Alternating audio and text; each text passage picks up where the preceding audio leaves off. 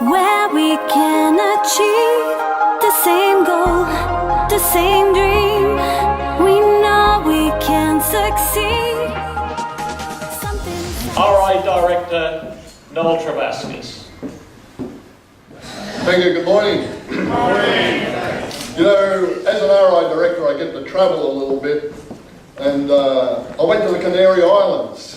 And you know what I discovered about the Canary Islands? There are no canaries there. So I went to the Virgin Islands, and guess what? There are no canaries there either, and a lot of you have got evil minds. So who here has joined Rotary in the last 12 months? Not one. Is that? Oh, we've got two over here. Two Rotarians who have joined in the last 12 months. You know how many people have joined Rotary in this district in the last 10 months? 289. So where are the other 287 new Rotarians? Did we ask them to this conference? Or did we assume that they would want to come when they saw the promotional material? You see, people will not come to a district conference unless we personally invite them. And whose responsibility is that? It's not the district governor, it's not the assistant governor, but club presidents and club members should all be asking new Rotarians to come to the district conference. Because that's where they're going to learn more about Rotary. That's where they're going to become inspired about Rotary and our programs and what we do as an organisation. But they will not learn about Rotary unless we ask them.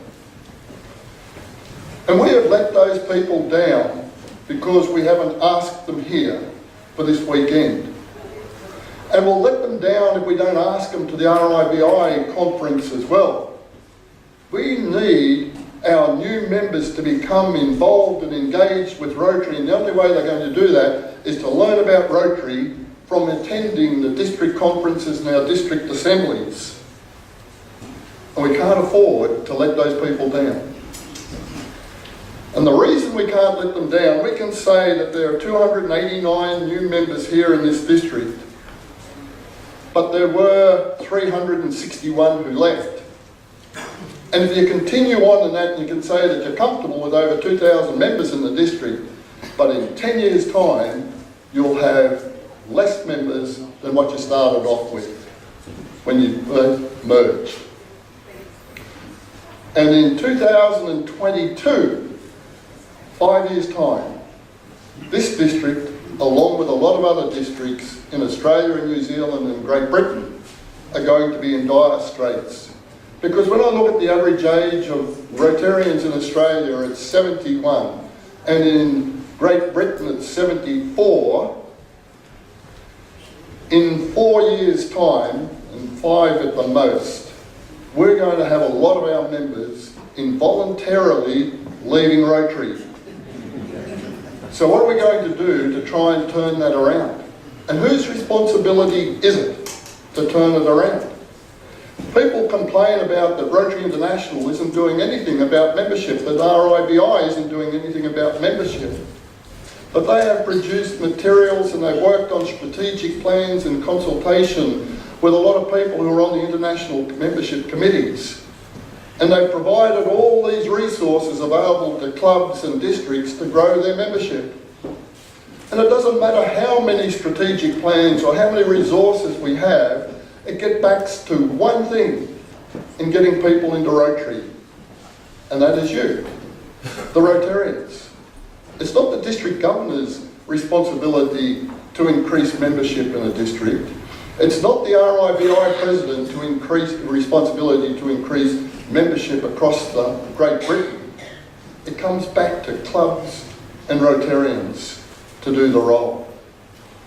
And you can only do the role if you are passionate about Rotary. You see, I have this theory that we have forgotten how to tell a story. We aren't storytellers anymore. Yesterday when Baz Gray was talking about Shackleton, what a brilliant storyteller he was. He was passionate about his story. And he was emotional about his story, and he took you along on that ride with his story. But we don't do that as Rotarians. Every Rotarian has a story to tell about why they are in Rotary and what they get out of Rotary and why they stay in Rotary, but we've forgotten to tell people about that story. You know what really annoys me is if somebody says to you that they ask you, so what do you do at Rotary? Well, on Thursday nights, we meet for a dinner meeting and we have a guest speaker there and we have a sergeant session where we fine each other and it's a lot of fun. And we have this meal, which isn't really good, but we're all there, we have fun. We sit with the same people every week. You might have to sit with somebody else because I always sit at the same table with my friends. And you know what? We raise funds for people as well. Do you think that's going to excite them? That's not going to get their heart rate up at all or anything else. And then we have, and the Americans love doing this, they talk about their elevator speech. What a load of crap that is. They talk about there's 1.2 million Rotarians in the world and we're going to eradicate polio and we're doing all these good things in the world. So what? There are over 7 billion people in the world, so 1.2 million isn't very many people. And since 1989, when we were 1.2 million people, today we still have 1.2 million Rotarians, but the world population has grown by 40%. And each year we bring in 120,000 Rotarians and we lose 120,000 Rotarians. Last year was our biggest effort when we brought in 150,000 Rotarians into our organisation. And guess what? We lost 150,000 Rotarians. So we're very good at bringing them in, but we don't keep them. And why is that? And I would suggest to you that it's because we don't look after them as Rotarians when they join our clubs. When I was, before I joined Rotary, I'd shifted to Goulburn, I was asked by this fellow if I would come along to this other service club. And I'll say the name here so it's okay, it's Lions. Now I'm not naive enough to believe that it's only unique to Lions, but they asked me along to their club meeting. And Jerry, who asked me there, when I got there, he said, Noel, are you right to get a drink? I've got to go and see one of these fellows over here. So off he went, left me by myself. At the end of the meeting, I got up and I left. Nobody said goodbye or anything else. I went home and Sue said, how was it? And I told her what had happened and I went along another couple of times. And at the third meeting, when I'm leaving the club to go home, this fellow, the president, comes running up to me and he said, oh Noel, you've been here to a meeting 3 times. He said, would you like to join Lions? And I said, no thanks. And he said, why not? And I said, because nobody has talked to me, nobody's told me what's going on, went through all that sort of stuff. And he said, but we're a friendly club. They weren't a friendly club.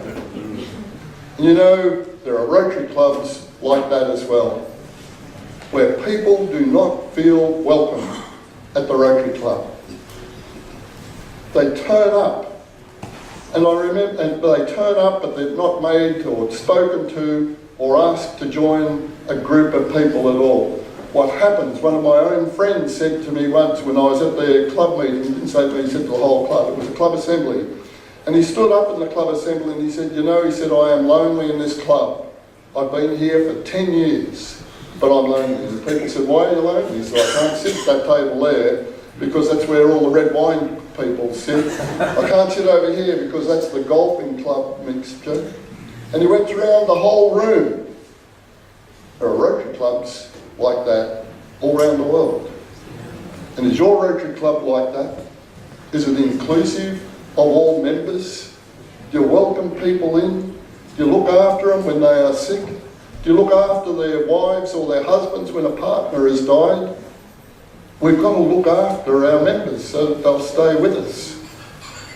There was a young couple in a club in the city where we were before, David and Vicky. David was 32, Vicky was 30.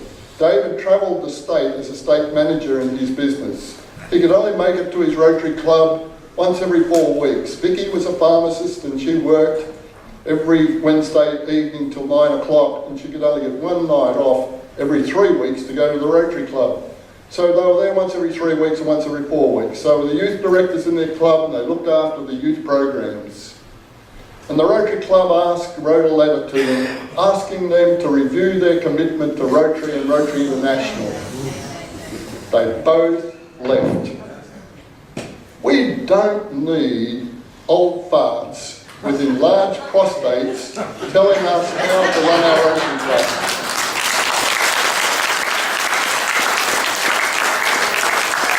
We've got to be open to people and welcoming to people. We are changing in this world with Rotary, and the Council on Legislation gave us the ability to be able to change our meetings and how we conduct our meetings. They gave us the ability that we can meet twice a month if we want to. Dennis, sit down, thank you. I want him to keep calm. So we need to be able to accept that, but there are people in traditional Rotary clubs, and there's always going to be a place for traditional Rotary clubs, who won't accept those people in the new style Rotary clubs. They're not Rotarians really, you know, they don't meet every week. Rubbish. They are all Rotarians. They are all serving humanity. They want to make a difference in this world that we're living in. They have good hearts and good attitudes. And they're the two most desired qualities for anybody who wants to be a Rotarian. And we need to welcome them and accept them.